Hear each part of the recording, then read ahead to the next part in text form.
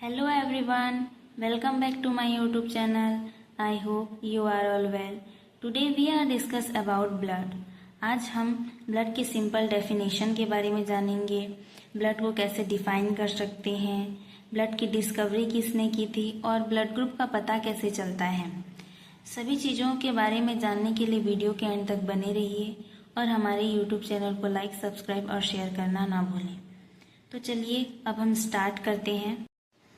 Start करते हैं blood का simple definition. Blood fluid that transport oxygen and nutrient to the cells and carry away carbon dioxide and other waste product. Technically blood is a transport liquid pumped by the heart to all part of the body, after which it is returned to the heart to repeat the process। मतलब blood वह fluid होता है जो oxygen और पोषक तत्वों को कोशिकाओं तक पहुंचाता है तथा कार्बन डाइऑक्साइड और अन्य वेस्ट प्रोडक्ट को बाहर निकालता है।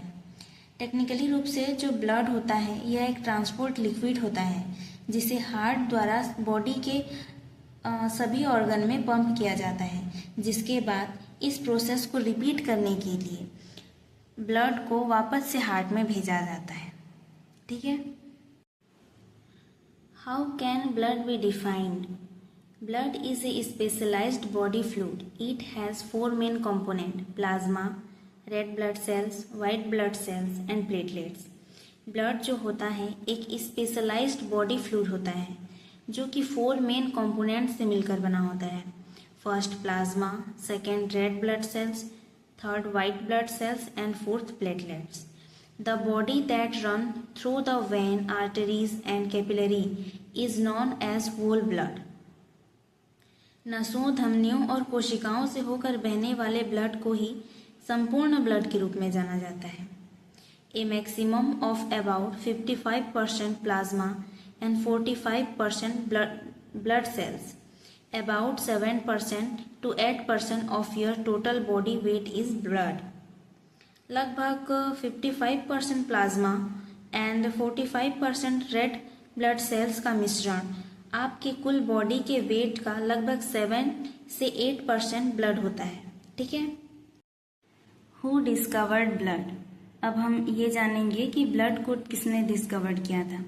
The concept of blood circulation was first described by William Harvey in 1628।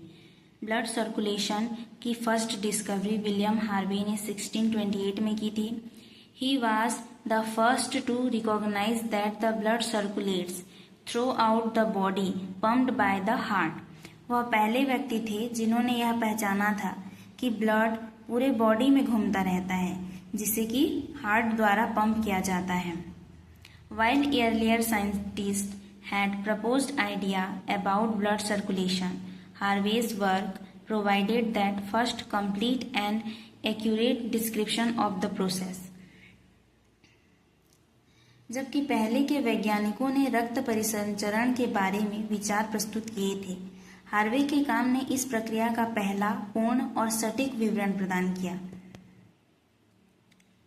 Later, Carl Landsteiner discovered the major human blood group, ABO system, in 1901, which revolutionized blood transfusion। बाद में Karl Landsteiner ने 1901 में प्रस्तुत मानव रक्त समूहों, जिसे एबीओ सिस्टम कहते हैं, की खोज की, जिसने रक्त आदान में क्रांति ला दी। Cardiovascular system. The cardiovascular system, also known as the circulatory system, is a vital bodily system responsible for transporting blood which carries oxygen, nutrients, hormones and waste product throughout the body।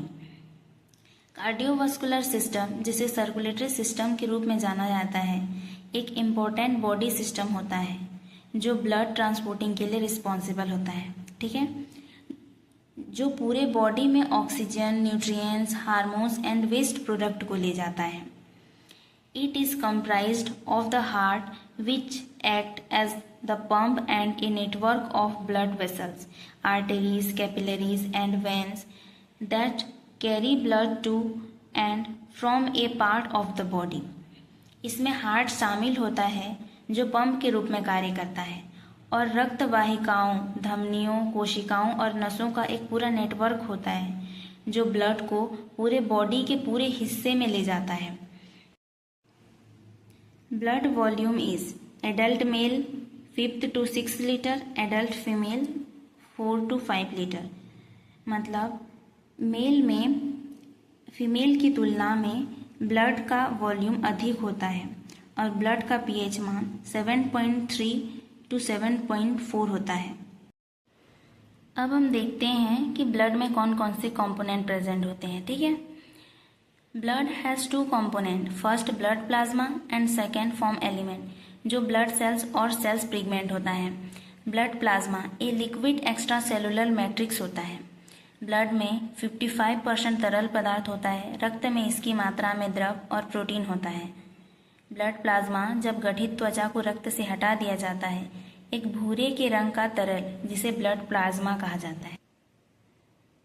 Blood plasma is 91.5% water and 8.5% solute, जिसमें 7% protein होता है। Include albumin 54%, globulin 38% and fibrinogen 7%। Fibrinogen clotting बनाने की प्रक्रिया के दौरान liver द्वारा उत्पादित एक महत्वपूर्ण क्लॉटिंग फैक्टर के रूप में कार्य करता है। मतलब फाइब्रिनोजेन एक इम्पोर्टेंट रोल प्ले करता है। फाइब्रिनोजेन के बिना क्लॉटिंग नहीं हो सकता। सॉल्यूबल फाइब्रिनोजेन फाइब्रिन के इनसॉल्यूबल खतरों में परिवर्तित हो जाता है। जमे हुए ब्लड के रूप में तरल पदार्थ को सीरम कहा जाता है। Blood, serum and breakdown, dark brown colour blood. Serum light yellowish colour, जिसमें एल्बुमिन, ग्लोब्यूलिन और वाटर प्रेजेंट होता है। जब ब्लड का क्लॉटिंग हो जाता है तब ब्लड लाइट येलोइश कलर होता है, जिसे सीरम कहते हैं। अब हम देखेंगे कि ब्लड ग्रुप का पता कैसे चलता है। इसके बारे में थोड़ी बेसिक चीज़ें ही जानेंगे कि इसमें क्या प्रेजेंट होता है जिससे ब्लड ग्रुप बनते हैं। सिंपल आंसर यह है कि आरबीसीएस की प्लाज्मा मेम्ब्रेन में प्रेजेंट कार्बोहाइड्रेट के ओलिगोसैकेराइड, जो कि 5 से 8% होता है, इसी से ब्लड ग्रुप का पता चलता है। आरबीसीएस की प्लाज्मा मेम्ब्रेन में ओलिगोसैकेराइड के टर्मिनल शुगर में यदि गैलेक्टोसामिन प्रेजेंट होता है तो उसमें ए ब्लड ग्रुप पाया जाता है। आरबीसीएस के प्लाज्मा मेम्ब्रेन के ओलिगोसैकेराइड के टर्मिनल शुगर में यदि गैलेक्टोज प्रेजेंट होता है तो उसमें बी ब्लड ग्रुप पाया जाता है।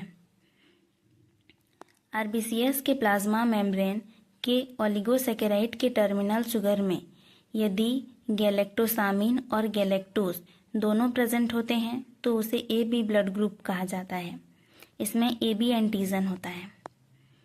यदि आरबीसीएस के प्लाज्मा मेम्ब्रेन के ओलिगोसैकेराइड के टर्मिनल शुगर में गैलेक्टोसामिन या गैलेक्टोज कोई भी प्रेजेंट नहीं होता है तो उसे ओ ब्लड ग्रुप कहा जाता है। ओ ब्लड ग्रुप में किसी भी प्रकार का एंटीजन नहीं पाया जाता है। Thank you for watching.